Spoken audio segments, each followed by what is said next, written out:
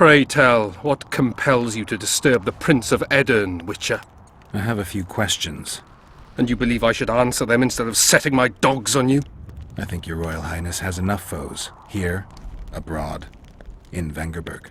The intricacies of succession are not something I wish to discuss with an itinerant monster slayer. Succession is the topic of choice in about every inn in the country. I don't know for sure, but I think the hangman of Vengerberg was the last to claim the throne. My patience has its limits, and at present, only my respect for Lady Saskia restrains my anger. Come to the point, or leave me be.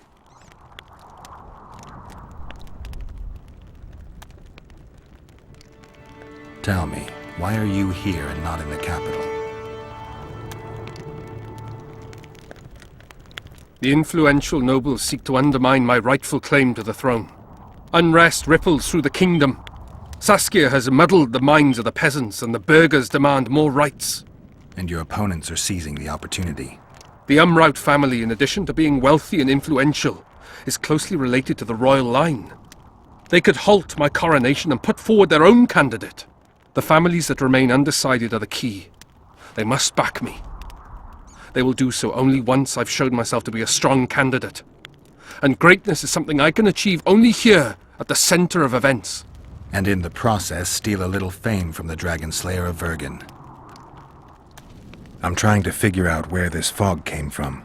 What exactly happened here 3 years ago? Henselt's mages committed mass murder. A dark day for the knighthood and all people of honor.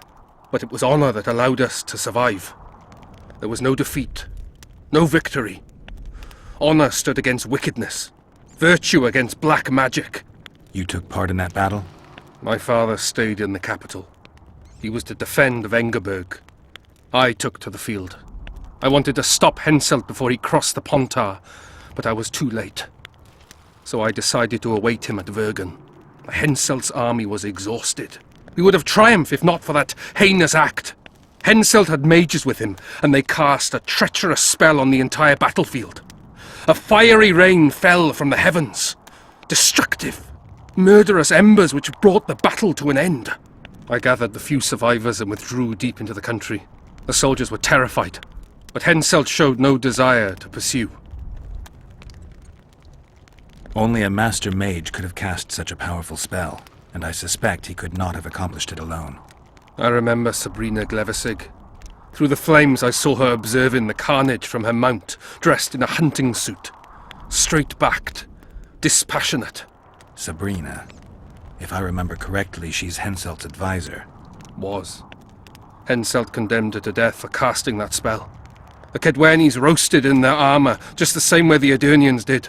You know what struck me when all hell broke loose? What I found astonishing and even amusing? Going into battle, we sang our Edirnian songs. They intoned their Kedweni hymns to Creve. But when fire descended from the sky, our cries of pain were no different. We all wailed as humans. For an instant, the magnitude of the tragedy brought together our two warring nations. I still have no idea where the spectral fog came from. I'm afraid I don't know either. I need royal blood. As you know, I've yet to be crowned. But blood of your royal ancestors flows through your veins. True, but that doesn't mean I'll shed a drop for some vagabond. Are you a witcher or a vampire? I need it to save Saskia. I need you to live. Don't bother me with such audacious proposals.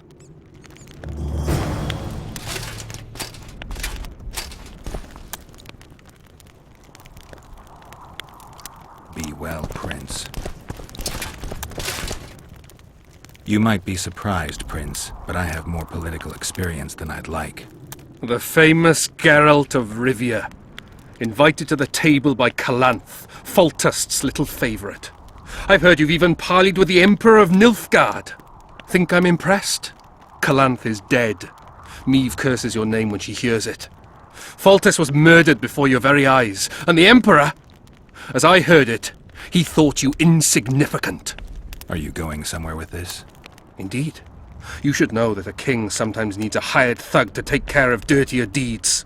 If the thug is naive enough, instead of reaching into his purse, the king buys him with virtuous words, the flash of his rings, pledges of friendship. And when, having done his deed, the thug departs, swaggering proudly like a peacock, the king discreetly giggles. Truly, I never thought you could be so pitiful.